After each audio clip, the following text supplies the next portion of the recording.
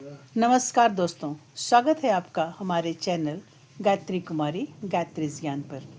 आज मैंने हरिवंश राय बच्चन जी की लिखी हुई एक बहुत ही प्रसिद्ध कविता पढ़ी जिसका शीर्षक है यहाँ सब कुछ बिकता है।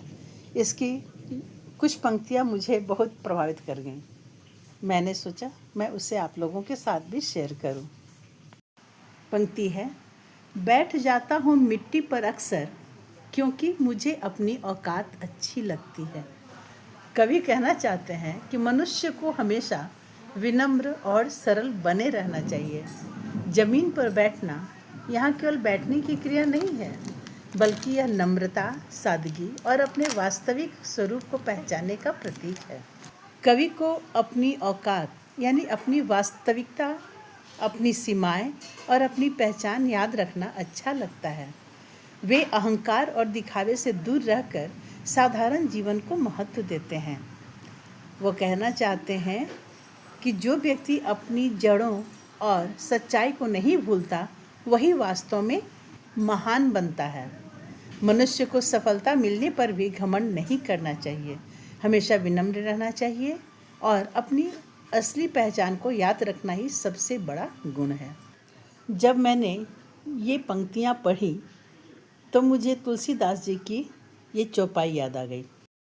गगन चढ़ाई रज पवन प्रसंगा, कीच ही मिलई नीच जल संगा। इसमें तुलसीदास जी कहते हैं कि किस तरह से धूल जो है वो अपनी औकात कैसे भूल जा रहा है।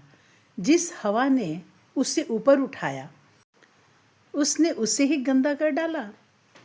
दोस्तों, आप देखेंगे कि हवा जब तेज आती है तो ज़मीन पे पड़ी हुई धूल हवा के संपर्क में आकर उड़ने लगती है, ऊपर की ओर उठती है। और धूल क्या करती है? हवा ने तो धूल को ऊपर उठा दिया, लेकिन धूल क्या करती है? हवा में मिलकर हवा को ही गंदी कर देती है।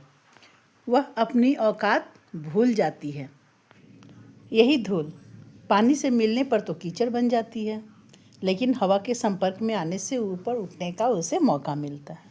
तो मनुष्य को भी हमेशा अपनी औकात याद रखनी चाहिए। तो दोस्तों, मिलते हैं अगले वीडियो में कुछ इसी तरह का प्रसंग लेकर।